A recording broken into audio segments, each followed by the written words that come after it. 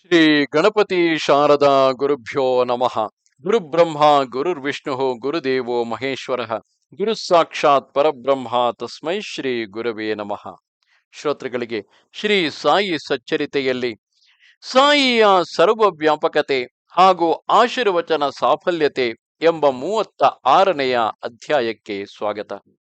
ಶ್ರೀ ಗಣೇಶನಿಗೆ ಪ್ರಣಾಮಗಳು, ಶ್ರೀ ಸರಸ್ವತಿಗೆ ಪ್ರಣಾಮಗಳು, ಶ್ರೀ ಗುರುವಿಗೆ ಪ್ರಣಾಮಗಳು, ಶ್ರೀ ಕುಲದೇವತೆಗೆ ಪ್ರಣಾಮಗಳು, ಶ್ರೀ ಸೀತಾರಾಮಚಂದ್ರನಿಗೆ ಪ್ರಣಾಮಗಳು, ಶ್ರೀ ಸದ್ಗುರು ಸಾಯಿನಾಥನಿಗೆ ಪ್ರಣಾಮಗಳು. ಈಗ ಹಿಂದಿನ ಅಧ್ಯಾಯವನ್ನು ಉಲ್ಲೇಖಿಸೋಣ. ಅದರಲ್ಲಿ ಒಂದು ಗಮನ ಸೆಳೆಯುವ ಕಳ್ಳತನದ ಕಥೆಯನ್ನು ತಿಳಿಸುವ ಆಶ್ವಾಸನೆ ನೀಡಲಾಗಿತ್ತು. ಪೂರ್ಣ ಗಮನವಿಟ್ಟು ಕೇಳಿರಿ. ಇದು ಕೇವಲ ಕಥೆಯಲ್ಲ, ಆದರೆ ಸ್ವಾನಂದ ಜೀವನವೆಂಬ ಪಾನೀಯ. ಇದನ್ನು ಪಾನ ಮಾಡಿದಷ್ಟು ತೃಷ್ಣೆಯು ದಾರುಣವಾಗುತ್ತದೆ. ಅದನ್ನು ಉಪಶಮನ ಮಾಡಲು ಮತ್ತೊಂದು ಕಥೆಯೂ ಇರುತ್ತದೆ. ಅದನ್ನು ಕೇಳುವುದರಿಂದ ಶ್ರೋತೃಗಳಿಗೆ ಸುಖ ಉಂಟಾಗುತ್ತದೆ. ಅದು ಈ ಸಂಸಾರದ ವ್ಯಥೆಗಳನ್ನು ನಾಶ ಮಾಡಿ ಸುಖಾವಸ್ಥೆಯನ್ನು ಉಂಟು ಮಾಡುತ್ತದೆ. ಯಾರು ತಮ್ಮ ಹಿತವನ್ನು ಸಾಧಿಸಲು ಇಚ್ಛಿಸುವರೋ ಅವರು ಸಾಯಿ ಕಥೆಗಳ ನಿರೂಪಣೆಯನ್ನು ಗೌರವದಿಂದ ಕೇಳಲು ಸಿದ್ಧರಾಗಿರಬೇಕು. ಸಂತರ ಮಹಿಮೆಯು ಅಪಾರ. ಅದನ್ನು ಯಾರು ಪೂರ್ಣವಾಗಿ ವರ್ಣಿಸಲು ಸಾಧ್ಯವಿಲ್ಲ. ಆ ಅಧಿಕಾರ ನನಗೂ ಇಲ್ಲ ಎಂಬುದು ನನಗೂ ತಿಳಿದಿದೆ. ನಿರೂಪಣೆಕಾರನ ಅಹಂಕಾರ ಸಾಕಿಷ್ಟು. ಸಾಯಿಯು ಮಹಾ ಚತುರರು. ಅವರು ತಮ್ಮ ಗುಣ ಕಥನಕ್ಕಾಗಿ ಬೇರೆ ಯಾರನ್ನಾದರೂ ಕಂಡುಹಿಡಿಯಬಹುದು. ಅದರಿಂದಾಗಿ ತಮ್ಮ ಭಕ್ತರು ಅದನ್ನು ಕೇಳಬಹುದು. ಅವರು ನಿಜವಾಗಿಯೂ ಪರಾತ್ಪರ ಸರೋವರದ ಹಂಸ. ಅವರು ಸದಾ ಹಂಸ ಸೋಹಂ, ತಾನೇ ಬ್ರಹ್ಮ, ಬ್ರಹ್ಮನೇ ನಾನು ಎಂಬ ವೃತ್ತಿಯುಳ್ಳವರು. ಆದರೂ ನಿಜವಾದ ಭವದ ಕಡೆಗೆ ಉದಾಸರಾಗಿದ್ದವರು, ವಿರಕ್ತರು ಮತ್ತು ಬ್ರಹ್ಮನ ಮುಕ್ತಿಕೋಪಾಸನೆಯಲ್ಲಿ ಉಲ್ಲಸಿತರಾಗಿ ಅತಿಯಾದ ಸಾಹಸಗಳಲ್ಲಿ ಮನಸ್ಸಿಟ್ಟವರು. ಯಾರಿಗೆ ಯಾವುದೇ ಹೆಸರಾಗಲಿ ಜಾಗವಾಗಲಿ ಇಲ್ಲವೋ, ಆದರೆ ಅಪರಂಪಾರ ವೈಭವವನ್ನು ಹೊಂದಿರುವರು, ಅವರು ಕ್ಷಣ ಮಾತ್ರದಲ್ಲಿ ಕೇವಲ ಕಣ್ಸನ್ನೆಯಿಂದ ದರಿದ್ರನನ್ನು ಶ್ರೀಮಂತನನ್ನಾಗಿ ಮಾಡಬಲ್ಲರು.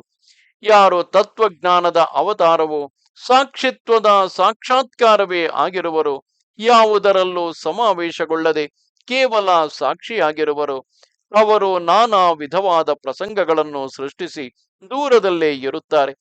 ಅವರು ಯಾರ ಮೇಲೆ ಕೃಪೆ ತೋರಿಸುತ್ತಾರೋ ಅವರಿಗೆ ವಿವಿಧ ರೂಪದಲ್ಲಿ ದರ್ಶನ ಕೊಡಲು ಅಘಟಿತ ಘಟನೆಗಳನ್ನು ಸೃಷ್ಟಿಸುತ್ತಾರೆ.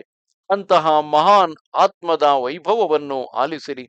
ಯಾರು ಅವರನ್ನು ಏಕಾಗ್ರತೆಯಿಂದ ಧ್ಯಾನಿಸುವರೋ ಅಥವಾ ಪ್ರೇಮದಿಂದ ಭಜನೆಗಳನ್ನು ಹಾಡುವರೋ ಅವರಿಗೆ ಎಂದಿಗೂ ಏನೂ ಕೊರತೆಯಾಗುವುದಿಲ್ಲ. ಏಕೆಂದರೆ ಅವರು ಅವನ ಜವಾಬ್ದಾರಿಯನ್ನು ಪೂರ್ಣವಾಗಿ ಹೊರುತ್ತಾರೆ. ಅವನು ಅವರ ಕಥೆಗಳನ್ನು ಕೇಳಿ ಆನಂದಿಸುತ್ತಾನೆ ಮತ್ತು ಅನವರತ ನನಗೆ ನೆನಪಿಸುತ್ತಾನೆ. ಏಕೆಂದರೆ ವಾಚಕರು ಶ್ರೋತೃಗಳನ್ನು ವಾಚಕನ ಶಕ್ತಿ ಶ್ರೋತೃಗಳನ್ನು ಉಂಟು ಮಾಡಲು ನಿಮಿತ್ತ ಮಾತ್ರನಾಗಿ ಭಕ್ತರ ಇಚ್ಛೆಗಳು ಪೂರೈಸಲು ಕಾರಣನಾಗುತ್ತಾನೆ. ಪರಮಾರ್ಥದ ಪೂರ್ಣ ಅಭಿಮಾನಿಯಾಗಿ ಪ್ರಪಂಚದ ಎಲ್ಲ ಬಂಧನಗಳನ್ನು ತ್ಯಜಿಸಿ ಸದಾ ಚಕ್ರಪಾಣಿಯಾದ ವಿಷ್ಣುವಿನಲ್ಲಿ ಜೋಡಿಸಲ್ಪಟ್ಟವನು ಅನಂತ ಜೀವಿಗಳನ್ನು ಉದ್ಧರಿಸುತ್ತಾನೆ.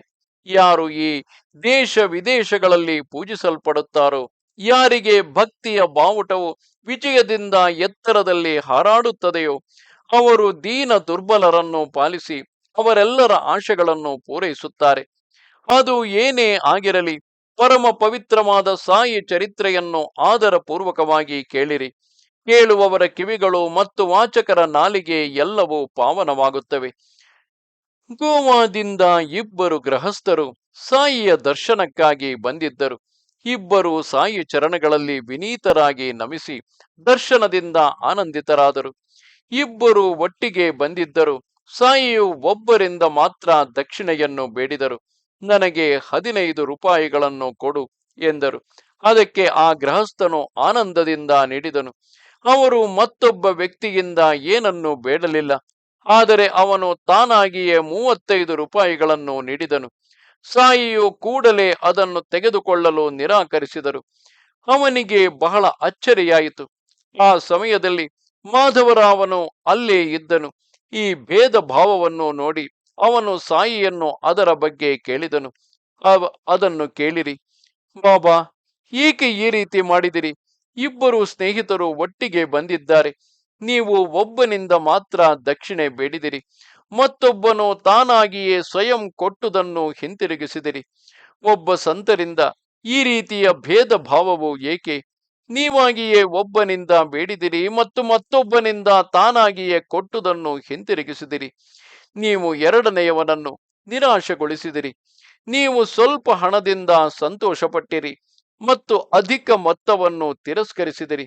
ನಾನೇನಾದರೂ ನಿಮ್ಮ ಸ್ಥಿತಿಯಲ್ಲಿ ಗೆದ್ದಿದ್ದರೆ ಈ ರೀತಿ ವರ್ತಿಸುತ್ತಿರಲಿಲ್ಲ. ಶ್ಯಾಮ, ನಿನಗೆ ಏನು ಗೊತ್ತಾಗುವುದಿಲ್ಲ. ನಾನು ಯಾರಿಂದಲೂ ಏನನ್ನು ತೆಗೆದುಕೊಳ್ಳುವುದಿಲ್ಲ.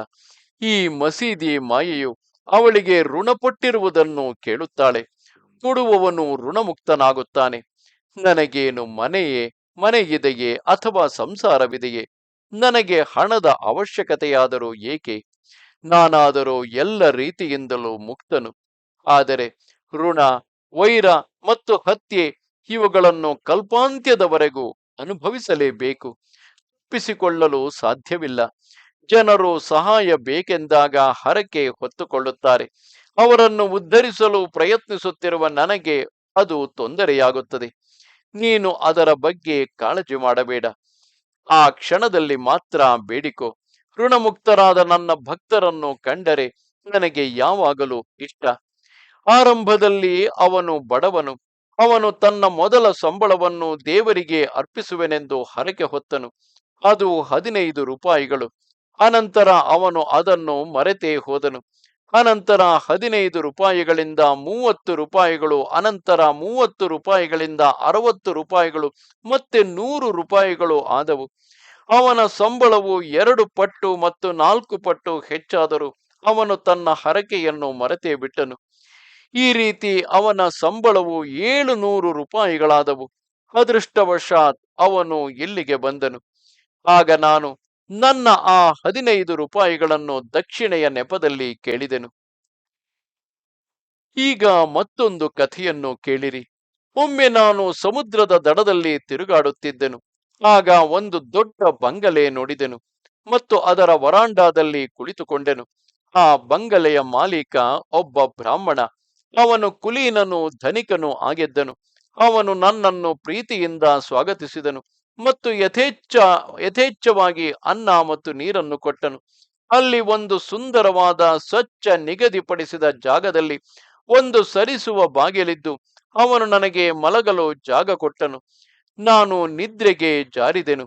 ನಾನು ಗಾಢವಾದ ನಿದ್ರೆಯಲ್ಲಿದ್ದುದನ್ನು ನೋಡಿ ಯಾರೋ ಒಬ್ಬನು ಕಲ್ಲನ್ನು ತೆಗೆದು ಗೋಡೆಯನ್ನು ಒಡೆದು ನನ್ನ ಅರಿವಿಗೆ ಬರದೆಯೇ ನನ್ನ ಜೇಬನ್ನು ಕತ್ತರಿಸಿದನು.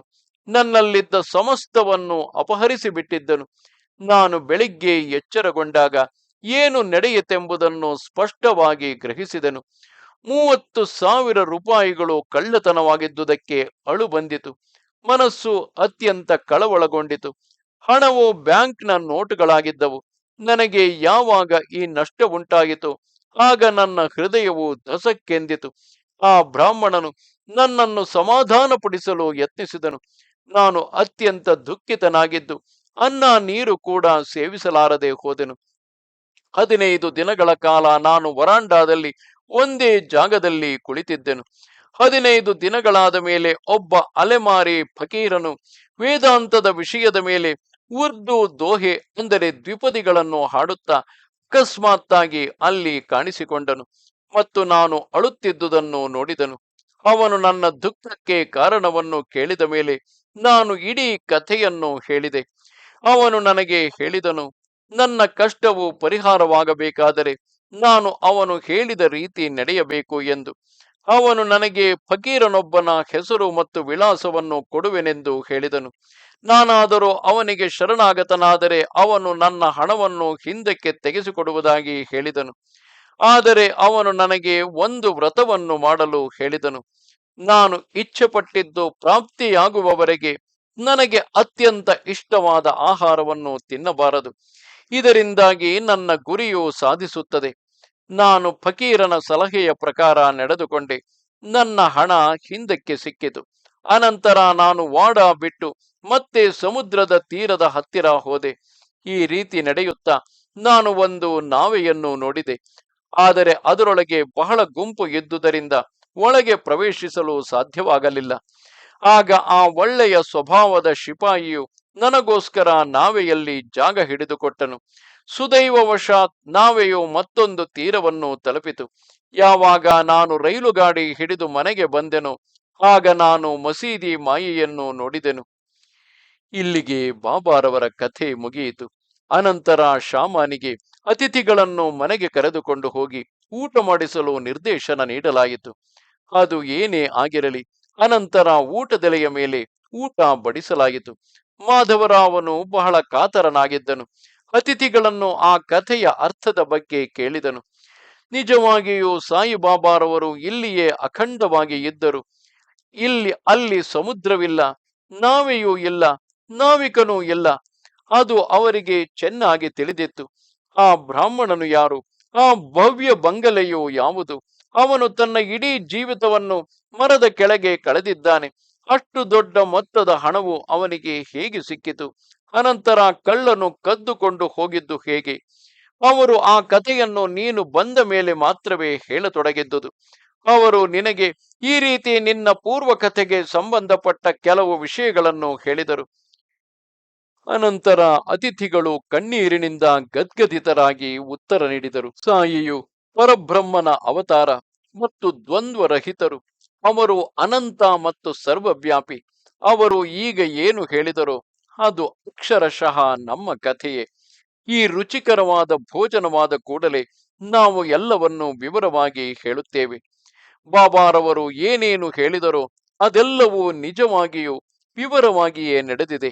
ನಮ್ಮ ಪರಿಚಯವೇ ಇಲ್ಲದೆ ಅವರಿಗೆ ಅದು ಹೇಗೆ ತಿಳಿಯಿತು? ಆದ್ದರಿಂದ ಇದು ನಮ್ಮ ಊಹೆಗೂ ಮೀರಿದೆ. ಅದು ಹಾಗಿರಲಿ. ಅವರೆಲ್ಲರೂ ಅಲ್ಲಿ ಊಟವಾದ ಮೇಲೆ ತಾಂಬೂಲವನ್ನು ಸವಿಯುತ್ತಾ ಅಲ್ಲಿಯೇ ಇದ್ದ ಮಾಧವರಾವನ ಜೊತೆ ಕಥೆಯನ್ನು ನಿರೂಪಿಸಲು ಪ್ರಾರಂಭಿಸಿದರು. ಅವರಿಬ್ಬರಲ್ಲಿ ಒಬ್ಬನು ಹೇಳಿದನು, ನನ್ನ ಮೂಲ ಸ್ಥಳವೇ ಬೆಟ್ಟದ ಜಾಗ.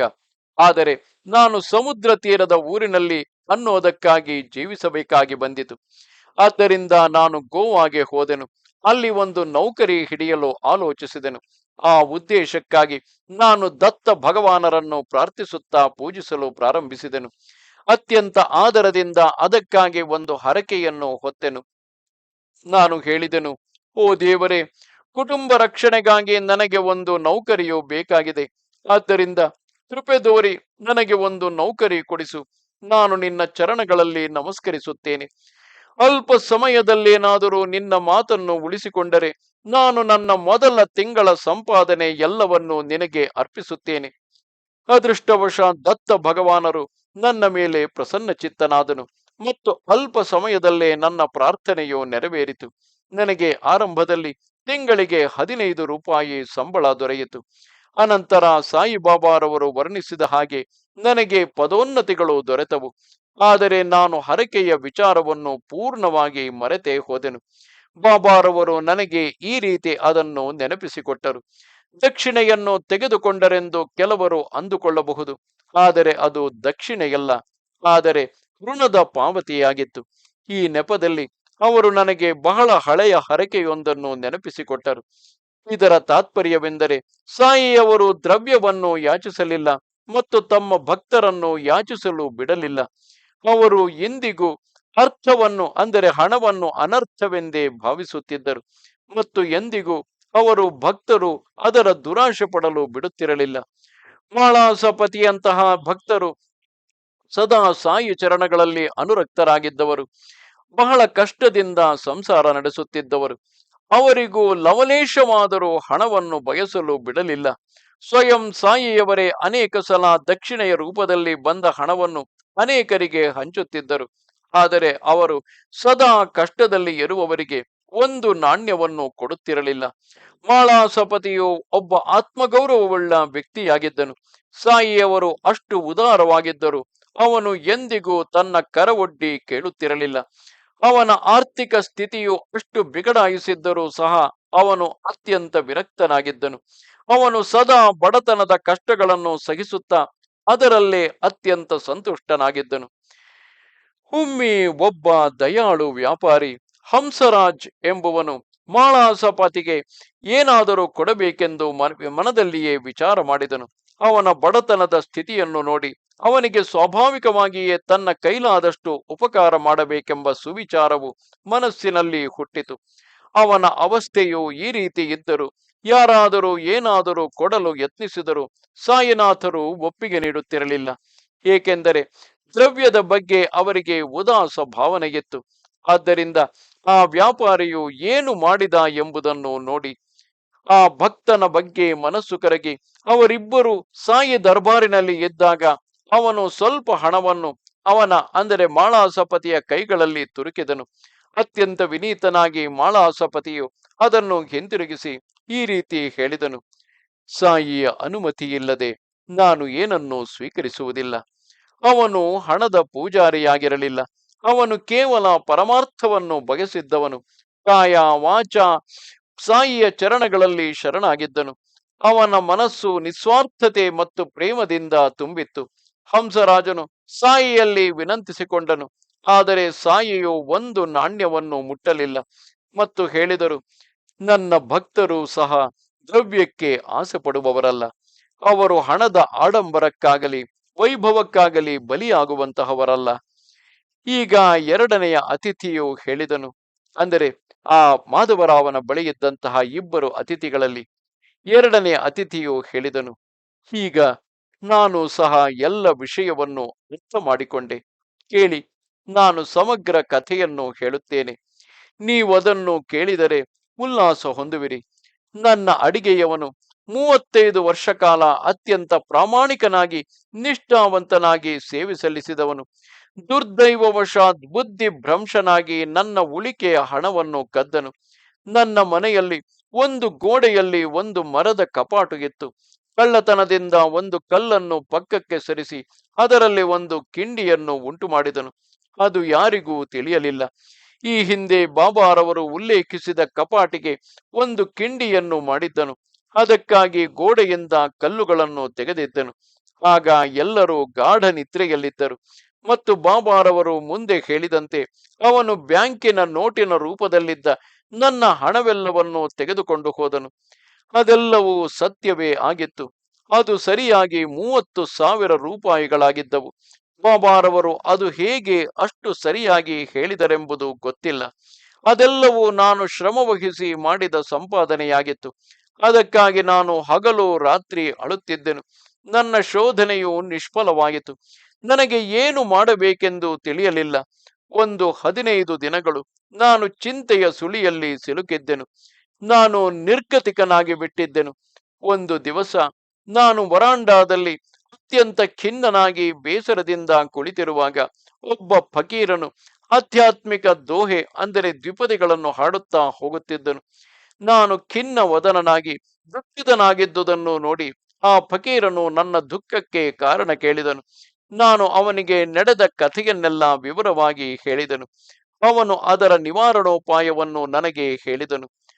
ಗೋಪುರಗಾಂವ ತಾಲೂಕಿನಲ್ಲಿ ಅಂದರೆ ಹಿಂದಿನ ರಾಹತಾದಲ್ಲಿ ಶಿರಡಿ ಎಂಬ ಹಳ್ಳಿಯಿದೆ. ಅಲ್ಲಿ ಸಾಯಿ ಎಂಬ ಒಬ್ಬ ಅವಲಿಯು ವಾಸವಾಗಿದ್ದಾನೆ. ಅವನಿಗೆ ಒಂದು ಹರಕೆ ಹೊತ್ತುಕೋ. ನಿನಗೆ ಬಹಳವಾಗಿ ರುಚಿಸುವ ಒಂದು ವಸ್ತುವನ್ನು ತ್ಯಜಿಸು. ಅವನಿಗೆ ಮನಸ್ಸಿನಲ್ಲಿಯೇ ಸತ್ಯವಾಗಿ ಹೇಳು: ನಾನು ನಿನ್ನ ದರ್ಶನವಾಗುವವರೆಗೆ ಆಹಾರವನ್ನು ವರ್ಜಿಸುತ್ತೇನೆ. ಫಕೀರನು ಇದನ್ನು ನನಗೆ ಹೇಳಿದ ಕೂಡಲೇ ನಾನು ಆ ಕ್ಷಣದಿಂದಲೇ ಅನ್ನವನ್ನು ವರ್ಜಿಸಿದೆ ಮತ್ತು ಹೇಳಿದೆನು: ಬಾಬಾ, ನನ್ನ ದ್ರವ್ಯವು ಸಿಗುವವರೆಗೆ ಮತ್ತು ನಿನ್ನ ದರ್ಶನವಾಗುವವರೆಗೆ ನಾನು ಅನ್ನವನ್ನು ಸೇವಿಸುವುದಿಲ್ಲ. ಒಂದು 15 ದಿನಗಳು ಕಳೆಯಿತಷ್ಟೇ.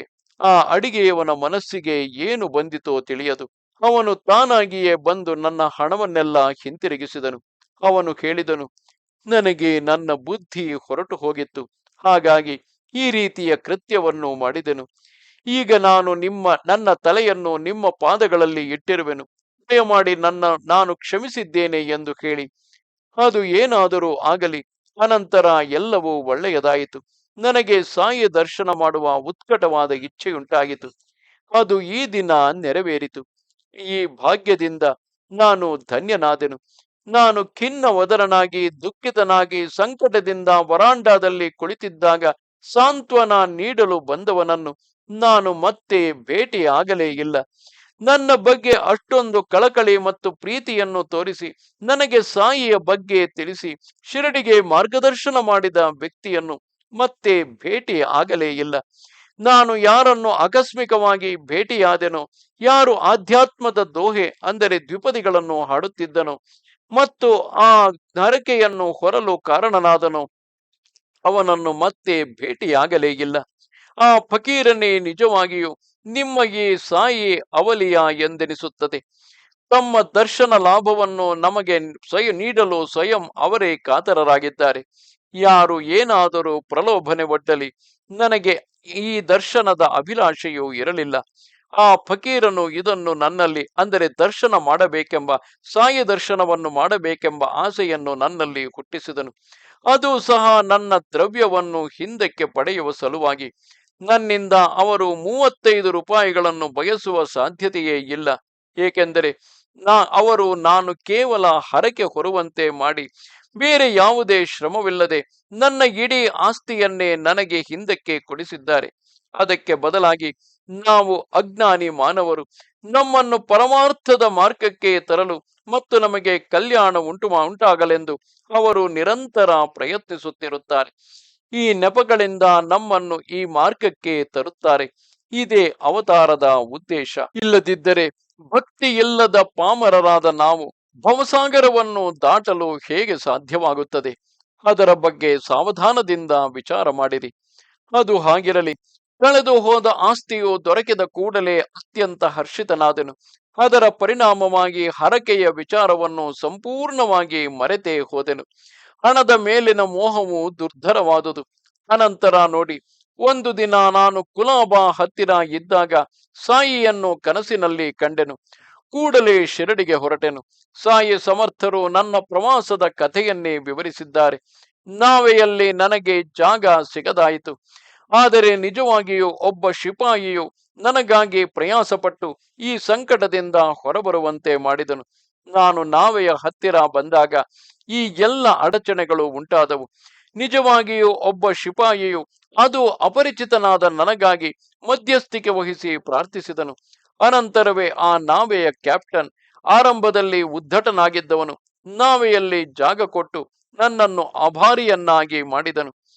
ಆ ಶಿಪಾಯಿಯು ಪೂರ್ಣ ಅಪರಿಚಿತನಾದರೂ ನಾನು ಅವನಿಗೆ ತಿಳಿದವನೆಂದು ಹೇಳಿದನು. ಹಾಗಾಗಿ ನನ್ನನ್ನು ಯಾರೂ ತಡೆಯಲಿಲ್ಲ ಮತ್ತು ಕುಳಿತುಕೊಳ್ಳಲು ಸುಖವಾದ ಆಸನ ದೊರಕಿತು. ಈ ನಾವೆಯ ಕಥೆಯ ರೀತಿಯಲ್ಲೇ ಆ ಶಿಪಾಯಿಯ ಬಗೆಗಿನ ಕಥೆಯು ನನ್ನ ವಿಷಯದಲ್ಲಿ ಉಂಟಾದವು. ಸಾಯಿಯು ಅವರಿಗೆ ನಡೆದ ರೀತಿಯಲ್ಲಿ ಅದನ್ನು ಹೇಳಿದರು. ಇಂತಹ ಅದ್ಭುತವಾದ ಅನುಭವವನ್ನು ಪಡೆದು ನನ್ನ ಬುದ್ಧಿಯು ಕುಂಠಿತವಾಯಿತು. ಸಾಯಿಯು ಸರ್ವವ್ಯಾಪಿ ಎಂದು ಅನುಭವಕ್ಕೆ ಬಂದಿತು. ಅವರು ವ್ಯಾಪಿಸದೇ ಇರುವ ಅಣು ರೇಣುವು ಕಾಣಸಿಗುವುದಿಲ್ಲ. ನನಗೆ ನೀಡಿದಂತಹ ಅನುಭವಗಳನ್ನೇ ಇತರರಿಗೂ ಕೊಡುವರು. ನಾನು ಯಾರು? ನಾನು ಎಲ್ಲಿಂದ ಬಂದಿರುವೆ? ನಾನು ಅದೆಷ್ಟು ಭಾಗ್ಯಶಾಲಿ! ಅವರು ಇಷ್ಟೆಲ್ಲ ಪ್ರಯತ್ನಗಳಿಂದ ನನ್ನನ್ನು ಎಳೆದು ಹೊರತಂದು ಪರಮಾರ್ಥದ ಮಾರ್ಗದಲ್ಲಿ ಹಾಕಿರುವರು. ನಾನು ಆ ಹರಕೆಯನ್ನು ಏಕೆ ಮಾಡಿಕೊಳ್ಳುವಂತಾಯಿತು? ನನ್ನ ಆಸ್ತಿಯು ಏಕೆ ಕಳುವಾಯಿತು? ಹರಕೆಯನ್ನು ಸಲ್ಲಿಸಿದ ನಂತರ ನನ್ನ ಉಳಿತಾಯವೆಲ್ಲವೂ ಅಪ್ರಯಾಸವಾಗಿ ಹಿಂತಿರುಗಿ ಬಂದಂತಹ ಅದ್ಭುತವೆಂತಹುದು! ನನ್ನ ಭಾಗ್ಯವದೆಷ್ಟು ವಿಶೇಷವಾದುದು! ನಾನು ಈ ಹಿಂದೆ ಯಾರ ದರ್ಶನವನ್ನು ಮಾಡಿರಲಿಲ್ಲವೋ, ಯಾರ ಬಗ್ಗೆ ಚಿಂತನೆಯನ್ನಾಗಲಿ ಕೇಳುವುದಾಗಲಿ ಯಾರ ಸ್ಮರಣೆಯನ್ನಾಗಲಿ ಮಾಡಿರಲಿಲ್ಲವೋ ಅವರೇ ಈಗ ನನ್ನನ್ನು ಕಾಯುತ್ತಿದ್ದಾರೆ. ಹಾಗಿರಲು ಅವರ ಜೊತೆಯಲ್ಲಿ ಅನೇಕ ವರ್ಷಗಳ ಕಾಲ ಬದುಕಿ ವಿನೀತನಾಗಿ ಅವರ ಚರಣ ಸೇವೆ ಮಾಡಿ ಹಗಲು ರಾತ್ರಿ ಅವರನ್ನು ಸೇವಿಸುತ್ತಿರುವ ಭಕ್ತರು ಅದೆಷ್ಟು ಭಾಗ್ಯಶಾಲಿಗಳು! ಯಾರ ಜೊತೆಯಲ್ಲಿ ಸಾಯಿಯು ಆಟವಾಡುತ್ತಿದ್ದರೋ, ನಗುತ್ತಿದ್ದರೋ, ಕುಳಿತಿರುತ್ತಿದ್ದರೋ, ಮಾತನಾಡುತ್ತಿದ್ದರೋ, ನಡೆಯುತ್ತಿದ್ದರೋ, ಮಲಗುತ್ತಿದ್ದರೋ ಮತ್ತು ಕೋಪವನ್ನು ತೋರಿಸಿಕೊಳ್ಳುತ್ತಿದ್ದರೋ ಅಂತಹವರೆಲ್ಲರೂ ಮಹಾಭಾಗ್ಯಶಾಲಿಗಳು. ಅವರು ನನಗೆ ಅತ್ಯಂತ ಕಳಕಳಿಯ ಪ್ರೀತಿಯನ್ನು ತೋರಿಸಿದ್ದಾರೆ. ನಾನಾದರೂ ಅವರಿಗೆ ಏನನ್ನೂ ಮಾಡಿಲ್ಲ. ನೀವು ಅವರ ಜೊತೆಯಲ್ಲಿಯೇ ನಿತ್ಯವೂ ಇರುವ ಈ ಸ್ಥಿತಿಯು ಭಾಗ್ಯ ಸ್ಥಿತಿಯೇ ಹೌದು. ಮತ್ತು ನೀವೆಲ್ಲರೂ ಧನ್ಯರು. ನಿಮ್ಮೆಲ್ಲರ ಪೂರ್ವ ಸಕೃತಿಗಳ ಪುಣ್ಯದಿಂದಲೇ ಈ ಮಾನವ ಸ್ವರೂಪವನ್ನು ಧರಿಸಲು ಕಾರಣವಾಗಿದೆ. ಮತ್ತು ಈ ಮೂರ್ತಿಯನ್ನು ಶಿರಡಿಗೆ ಕರೆತಂದಿದೆ. ನೀವೆಲ್ಲರೂ ಪರಮ ಭಾಗ್ಯಶಾಲಿಗಳು. ನನ್ನ ಅನಂತ ಪುಣ್ಯ ಫಲವೇ ನನ್ನನ್ನು ಶಿರಡಿಗೆ ಕರೆತಂದಿದೆ. ಶ್ರೀ ಸಾಯಿಯ ದರ್ಶನ ಯಾತ್ರೆಗಾಗಿ ನಾನು ನನ್ನ ಸರ್ವಸ್ವವನ್ನು ತ್ಯಾಗ ಮಾಡಬೇಕೆಂದು ಅನಿಸುತ್ತಿದೆ. ಸಾಯಿ ಸಜ್ಜನ ಮತ್ತು ಪರಮ ಅವತಾರ, ಆಚಾರದಲ್ಲಿ ಮಹಾವೈಷ್ಣವ. ಅವರು ನಿಜವಾಗಿಯೂ ಜ್ಞಾನವೆಂಬ ವೃಕ್ಷದ ಚಿಗುರು. ಅವರು ಚಿದಾಕಾಶದಲ್ಲಿ ಭಾಸ್ಕರನ ಹಾಗೆ ಪ್ರಕಾಶಿಸುತ್ತಾರೆ. ಅದು ಹಾಗಿರಲಿ. ನಾನು ಕೂಡ ಈ ಮಸೀದಿ ಮಾಯಿಯನ್ನು ಭೇಟಿ ಮಾಡಲು ಅದೆಷ್ಟು ಪುಣ್ಯ ಮಾಡಿದ್ದೆನು. ಅವರು ನನ್ನ ಹರಕೆಯನ್ನು ತೃಪ್ತಿಪಡಿಸಿ ನನಗೆ ತನ್ನ ದರ್ಶನ ನೀಡಿದ್ದಾರೆ. ಅವರೇ ನನ್ನ ದತ್ತ ಭಗವಾನರು. ಅವರು ನನಗೆ ಈ ಹರಕೆಯನ್ನು ಹೊರಲು ಆಜ್ಞಾಪಿಸಿದವರು. ಅವರೇ ನನಗೆ ನಾವೆಯಲ್ಲಿ ಕುಳಿತುಕೊಳ್ಳಲು ಸ್ಥಳಾವಕಾಶ ನೀಡಿದವರು ಮತ್ತು ದರ್ಶನಕ್ಕಾಗಿ ಶಿರಡಿಗೆ ಕರೆತಂದವರು. ಈ ರೀತಿಯಲ್ಲಿ ಸಾಯಿಯು ತಮ್ಮ ಸರ್ವವ್ಯಾಪಕತ್ವವನ್ನು ಮತ್ತು ತಾವು ಹೇಗೆ ಎಲ್ಲರ ಹೃದಯಗಳಲ್ಲೂ ವಾಸವಾಗಿದ್ದಾರೆಂದು, ಸರ್ವತ್ರ ಏನು ನಡೆಯುವುದೋ ಅದೆಲ್ಲವನ್ನು ಅರಿತು ಅದಕ್ಕೆ ಸಾಕ್ಷಿಯಾಗಿರುವರು. ಸಾಯಿಯ ಮಂದಹಾಸಯುಕ್ತ ಮುಖವನ್ನು ನೋಡಿ ನನ್ನ ಮನಸ್ಸಿಗೆ ಪರಮ ಸುಖವೆನ್ನಿಸಿತು. ಈ ಪ್ರಪಂಚದಲ್ಲೇ ಇದ್ದರೂ ಸಂಸಾರದ ದುಃಖಗಳೆಲ್ಲವನ್ನೂ ಮರೆತೆನು ಮತ್ತು ನನ್ನ ಪರಮಾರ್ಥದ ಸುಖವನ್ನು ತಡೆಯಲಾಗಲಿಲ್ಲ. ಏನಾಗುವುದೋ ಅದೆಲ್ಲವೂ ಪ್ರಾರಬ್ಧ ಗತಿಯಂತೆಯೇ ಆಗಲಿ. ನನ್ನ ಮನಸ್ಸು ನಿಶ್ಚಿತವಾಗಿಯೂ ಆ ಸ್ಥಿತಿಯನ್ನು ತಲುಪುತ್ತದೆ. ಸಾಯಿ ಚರಣಗಳಲ್ಲಿ ನನ್ನ ಪ್ರೀತಿ ಅಖಂಡವಾಗಿರಲಿ ಮತ್ತು ಸಾಯಿಯು ಪೂರ್ತಿ ನನ್ನ ಹೃದಯದಲ್ಲಿ ಮತ್ತು ಕಣ್ಣುಗಳಲ್ಲಿ ನಿತ್ಯವೂ ನೆಲೆಸಲಿ. ಸಾಯಿ ಲೀಲೆಗಳು ಅಗಾಧ ಹಾಗೂ ಅಗಮ್ಯ. ಅವರ ಉಪಕಾರಗಳಿಗೆ ಸೀಮೆಯೇ ಇಲ್ಲ. ಓ ದಯಾಳುವೆ, ನಾನು ನನ್ನ ದೇಹ ಮತ್ತು ಮನಸ್ಸು ಇವುಗಳನ್ನು ನಿಮ್ಮ ಸೇವೆಯಲ್ಲಿ ಸವೆಸಬೇಕೆಂದಿದ್ದೇನೆ. ಅದು ಹಾಗಿರಲಿ. ಈಗ ಒಂದು ವಿಷಯಾಂತರದ ಕಥೆ. ಕ್ಷಣಕಾಲ ಸಾವಧಾನದಿಂದ ಸಾಯಿಯ ಮುಖದಿಂದ ಬಂದಂತಹ ಶಬ್ದಗಳನ್ನು ಕೇಳಿರಿ. ಅವು ಬ್ರಹ್ಮಲಿಪಿ ಎಂದೇ ನಿರ್ಧರಿಸಬಹುದು. ಸುಖಾರಾಮ ಔರಂಗಾಬಾದಕರ ಇವನ ಪತ್ನಿಯು ಸೋಲ್ಲಾಪುರ ನಗರದಲ್ಲಿ ವಾಸಿಸುತ್ತಿದ್ದಳು. ಪುತ್ರ ಸಂತಾನಕ್ಕಾಗಿ ಕಾತರಳಾಗಿದ್ದಳು ಮತ್ತು ಅದಕ್ಕಾಗಿ ಶಿರಡಿಗೆ ಬಂದಳು. ಸಾಯಿಬಾಬಾ ಸಂತರ ಅನೇಕ ಪವಿತ್ರ ಕಥೆಗಳನ್ನು ಕೇಳಿ ಅವಳು ಅವರ ಪಾವನ ದರ್ಶನಕ್ಕೆಂದು ತನ್ನ ಮಲಮಗನನ್ನು ಕರೆದುಕೊಂಡು ಬಂದಳು. ಅವಳಿಗೆ ಮದುವೆಯಾಗಿ 27 ವರ್ಷಗಳು ಕಳೆದಿದ್ದರೂ ಅವಳು ಗರ್ಭಧರಿಸಿರಲಿಲ್ಲ. ಅವಳು ದೇವದೇವಿಯರಿಗೆ ಹರಕೆ ಹೊತ್ತು ದಣಿದಿದ್ದಳು. ಅವಳು ಮನಸ್ಸಿನಲ್ಲಿಯೇ ನಿರಾಶಳಾಗಿದ್ದಳು. ಅದು ಹಾಗಿರಲಿ. ಈ ರೀತಿ ಈ ಸುವಾಸಿನಿಯು ಬಾಬಾರವರ ದರ್ಶನಕ್ಕೆಂದು ಒಂದು ಉದ್ದೇಶದಿಂದ ಬಂದಳು. ಈ ವಿಚಾರ ಉದ್ಭವಿಸುತ್ತಲೇ ಅವಳು ಈ ರೀತಿ ಶಿರಡಿಗೆ ಬಂದಳು. ಬಾಬಾ ಸದಾ ಕಾಲ ಭಕ್ತ ಜನರಿಂದ ಸುತ್ತುವರಿಯಲ್ಪಟ್ಟಿರುತ್ತಾರೆ. ಅವರು ಒಬ್ಬರೇ ಹೇಗೆ ಸಿಗುತ್ತಾರೆ? ನನ್ನ ಮನದಲ್ಲಿನ ಅಳಲನ್ನು ಅವರಲ್ಲಿ ಹೇಗೆ ತೋಡಿಕೊಳ್ಳಲು ಸಾಧ್ಯ ಎಂದು ಅವಳು ತೀವ್ರವಾಗಿ ಚಿಂತಿತಳಾದಳು. ಮಸೀದಿಯು ತೆರೆದೇ ಇರುತ್ತಿತ್ತು. ಹಾಗೆಯೇ ಅಂಗಳವು ಬಯಲಾಗಿತ್ತು. ಬಾಬಾರವರು ಸುತ್ತಲೂ ಯಾವಾಗಲೂ ಭಕ್ತರು ಇರುತ್ತಿದ್ದರು. ಅವಳಿಗೆ ತನ್ನ ಆರ್ತತೆಯನ್ನು ನಿವೇದಿಸಲು ಶಾಂತವಾದ ಕ್ಷಣ ಹೇಗೆ ದೊರಕುವುದು? ಅವಳು ಮತ್ತು ಅವಳ ಮಲಮಗ ವಿಶ್ವನಾಥನು 2 ತಿಂಗಳುಗಳ ಕಾಲ ಬಾಬಾರವರ ಸೇವೆ ಮಾಡುತ್ತಾ ಅಲ್ಲಿಯೇ ನೆಲೆಸಿದರು. ಆಗ ಆಶೆ ಹೊತ್ತ ಆ ಮಹಿಳೆಯು ಒಂದು ದಿನ ಬಾಬಾರವರ ಹತ್ತಿರ ವಿಶ್ವನಾಥನಾಗಲಿ ಮತ್ತಾರೇ ಆಗಲಿ ಇಲ್ಲದಿರುವಾಗ ಮಾಧವರಾವನಿಗೆ ವಿನಂತಿಸಿಕೊಂಡಳು. ನೀನಾದರೂ ಸಮಯ ನೋಡಿ ಅವಕಾಶ ಸಿಕ್ಕಾಗ, ಬಾಬಾರವರು ಶಾಂತ ಸ್ಥಿತಿಯಲ್ಲಿದ್ದಾಗ ನನ್ನ ಮನದಾಳದ ಆಸೆಯನ್ನು ಅವರಿಗೆ ಹೇಳು. ಅದು ಸಹ ಅವರೊಬ್ಬರೇ ಇದ್ದಾಗ ಮತ್ತು ಭಕ್ತ ಪರಿವಾರವು ಸುತ್ತಲೂ ಇಲ್ಲದೆ ಇರುವಾಗ ಅವರಿಗೆ ಇದನ್ನು ಹೇಳು. ಆದಷ್ಟು ಬೇಗನೆ ಅವಕಾಶ ಕೊಡಿ. ಯಾರಿಗೂ ಕೇಳಿಸದಂತೆ ಹೇಳು. ಮಾಧವರಾವನು ಪ್ರತ್ಯುತ್ತರ ನೀಡಿದನು. ಈ ಮಸೀದಿಯು ಎಂದಿಗೂ ಜನರಿಲ್ಲದೆ ಇರುವುದಿಲ್ಲ. ಯಾರಾದರೂ ಒಬ್ಬರು ದರ್ಶನಕ್ಕೆಂದು ನಿರಂತರ ಬರುತ್ತಲೇ ಇರುತ್ತಾರೆ. ಸಾಯಿಯ ಈ ದರ್ಬಾರು ಸದಾ ತೆರೆದೇ ಇರುತ್ತದೆ. ಯಾರನ್ನು ಇದರೊಳಗೆ ಪ್ರವೇಶದಿಂದ ತಡೆಯುವುದಿಲ್ಲ. ಆದರೆ ನಿನಗೆ ನಾನೊಂದು ಸಲಹೆ ನೀಡುತ್ತೇನೆ. ಅದನ್ನು ನಿನ್ನ ಮನಸ್ಸಿನಲ್ಲೇ ಧ್ಯಾನದಿಂದ ಇಟ್ಟುಕೋ. ಪ್ರಯತ್ನ ನಡೆಸುವುದು ನನ್ನ ಕೆಲಸ. ಅವನೇ ಯಶಸ್ಸನ್ನು, ಮಂಗಳಕರ ನಿವಾಸವನ್ನು ಕೊಡುವವನು. ಕೊನೆಯಲ್ಲಿ ಅವನು ನಿನಗೆ ಶಾಂತಿಯನ್ನು ನೀಡುತ್ತಾನೆ ಮತ್ತು ನಿನ್ನ ಚಿಂತೆಗಳನ್ನು ಉಪಶಮನಗೊಳಿಸುತ್ತಾನೆ. ನೀನು ಮಾತ್ರ ಕೇವಲ ಒಂದು ತೆಂಗಿನಕಾಯಿ ಹಿಡಿದುಕೊಂಡು ಕಾಯುತ್ತಿರಬೇಕು ಮತ್ತು ಅಂಗಳದಲ್ಲಿ ಕಲ್ಲಿನ ಮೇಲೆ ಊದುಬತ್ತಿಯನ್ನು ಹಚ್ಚಿಡು. ಅದನ್ನು ಬಾಬಾರವರು ತಮ್ಮ ಊಟಕ್ಕೆ ಕುಳಿತಾಗ ಇಡು. ಅನಂತರ ಊಟವಾದ ಮೇಲೆ ಅವರೇನಾದರೂ ಆನಂದವಾಗಿದ್ದಾರೆಂದು ಕಂಡು ಬಂದರೆ ನಾನು ಕಣ್ಣಿನಿಂದ ಅಥವಾ ಕೈಯಿಂದ ಸನ್ನೆ ಮಾಡುತ್ತೇನೆ. ಆಗ ಮಾತ್ರವೇ ನೀನು ಮೇಲೆ ಬರಬೇಕು. ಅದು ಹಾಗಿರಲಿ. ಇದೇ ರೀತಿ ಮಾಡುತ್ತಲೇ ಸ್ವಲ್ಪ ಸಮಯ ಕಳೆಯಲು ಆ ಯೋಗದ ಗಳಿಗೆ ಪ್ರಾಪ್ತವಾಯಿತು. ಒಂದು ದಿನ ಸಾಯಿಯ ಊಟವಾದ ಮೇಲೆ ಅವನಿಗೆ ಅನಿರೀಕ್ಷಿತವಾಗಿ ಅವಕಾಶ ದೊರಕಿ ಬಂತು. ಸಾಯಿಯು ಕೈಗಳನ್ನು ತೊಳೆದುಕೊಂಡ ನಂತರ ಮಾಧವರಾವನು ಒಂದು ವಸ್ತ್ರದಿಂದ ಒರೆಸುತ್ತಿದ್ದನು. ಸಾಯಿಯು ಆ ಸಂತೋಷದ ಸಮಯದಲ್ಲಿ ಏನು ಮಾಡಿದರೆಂಬುದನ್ನು ನೋಡಿ ಪ್ರೇಮೋಲ್ಲಾಸದಿಂದ ಬಾಬಾರವರು ಮಾಧವರಾವನ ಕೆನ್ನೆಯನ್ನು ಚಿವುಟಿದರು. ಇಂತಹ ಒದಗಿ ಬಂದ ಸಮಯದಲ್ಲಿ ದೇವರ ಮತ್ತು ಭಕ್ತನ ನಡುವೆ ನಡೆದ ಪ್ರೇಮ ಸಂಭಾಷಣೆಯನ್ನು ಕೇಳಿರಿ. ಮಾಧವರಾವನು ತುಂಬಾ ವಿನಯ ಸಂಪನ್ನನಾಗಿದ್ದರು. ತೋರಿಕೆಗೆ ಕೋಪವನ್ನು ಪ್ರಕಟಿಸುತ್ತಾ ಹಾಸ್ಯಮಯವಾಗಿ ಬಾಬಾರವರಿಗೆ ಹೇಳಿದನು, ಈ ವರ್ತನೆಯು ನಿಮಗೆ ಒಳ್ಳೆಯ ಭೂಷಣವೇ? ನಮಗೆ ಇಂತಹ ತುಂಟ ದೇವರು, ಇಷ್ಟು ಜೋರಾಗಿ ಕೆನ್ನೆ ಹಿಂಡುವವರು ಬೇಕಿಲ್ಲ. ನಾವೇನು ನಿಮಗೆ ಇಷ್ಟು ಭಯಾನಕವಾಗಿ ಕಾಣುತ್ತೇವೆಯೇನು? ಇದೇ ಏನು ಆತ್ಮೀಯತೆಯ ಫಲ? ಅದಕ್ಕೆ ಬಾಬಾರವರು ಪ್ರತ್ಯುತ್ತರ ನೀಡಿದರು, ನಾನೇನಾದರೂ ನಿನ್ನ 72 ಜನ್ಮಗಳಲ್ಲಿ ನಿನ್ನನ್ನು ಮುಟ್ಟಿದ್ದೇನೆಯೇ? ಅಂತಹ ಯಾವುದಾದರೂ ಸಂದರ್ಭ ನಿನಗೆ ನೆನಪಿದೆಯೇನು? ಅದಕ್ಕೆ ಮಾಧವರಾವ್ ಹೇಳಿದನು, ನಮಗೆ ಎಂತಹ ದೇವರು ಬೇಕೆಂದರೆ ಸರ್ವದಾ ಹಸಿದಾಗ ಹೊಸದಾದ ಅದ್ಭುತವಾದ ಸಿಹಿಯನ್ನು ಕೊಡುವಂತಹವನು ಬೇಕು. ನಮಗೆ ನಿನ್ನ ಗೌರವ ಅಥವಾ ಸ್ವರ್ಗಲೋಕಕ್ಕೆ ಕರೆದೊಯ್ಯುವ ವಿಮಾನವು ಬೇಕಿಲ್ಲ. ಕೇವಲ ನಿನ್ನ ಚರಣಗಳಲ್ಲಿ ಭಕ್ತಿ ಇಡುವ ವರವನ್ನು ಮಾತ್ರ ಕೊಡು.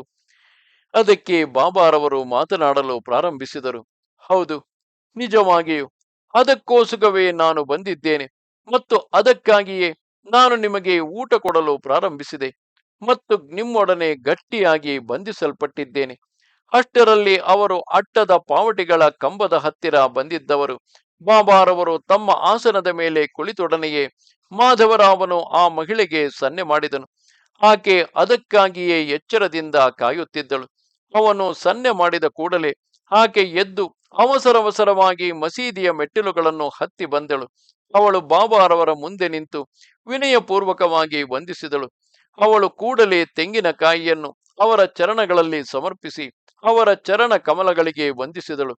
ಬಾಬಾರವರು ತಮ್ಮ ಕೈಯಿಂದಲೇ ತೆಂಗಿನಕಾಯಿಯನ್ನು ಕಂಬಕ್ಕೆ ಬಲವಾಗಿ ಒಡೆದರು. ಅವರು ಹೇಳಿದರು, ಶ್ಯಾಮ, ಇದು ಏನು ಹೇಳುತ್ತದೆ? ತೆಂಗಿನಕಾಯಿಯು ಬಹಳವಾಗಿ ಗುಡುಗುಡಿಸುತ್ತಿದೆ. ಶ್ಯಾಮಾನು ಈ ಅವಕಾಶವನ್ನು ಉಪಯೋಗಿಸಿಕೊಂಡನು. ಅವನು ಬಾಬಾರವರಿಗೆ ಏನು ಹೇಳಿದನು ಎಂಬುದನ್ನು ಕೇಳಿರಿ. ಈ ಮಹಿಳೆಯು ಆಸೆ ಪಡುತ್ತಿದ್ದಾಳೆ. ಇದೇ ರೀತಿ ಅವಳ ಹೊಟ್ಟೆಯಲ್ಲಿಯೂ ಒಂದು ಮಗುವು ಗುಡುಗುಡಿಸಲೆಂಬುದು. ಅವಳಿಗೆ ಅದನ್ನು ದಯಪಾಲಿಸಿ ಅವಳು ತಮ್ಮ ಚರಣಗಳಲ್ಲಿ ತನ್ನ ಮನಸ್ಸನ್ನು ಅಖಂಡವಾಗಿ ಇಡಲಿ. ಅವಳ ಸಂಕಟ ನಿವಾರಣೆಯಾಗಲಿ. ಅವಳ ಕಡೆ ನಿಮ್ಮ ಕೃಪಾದೃಷ್ಟಿಯನ್ನು ಹರಿಸಿರಿ.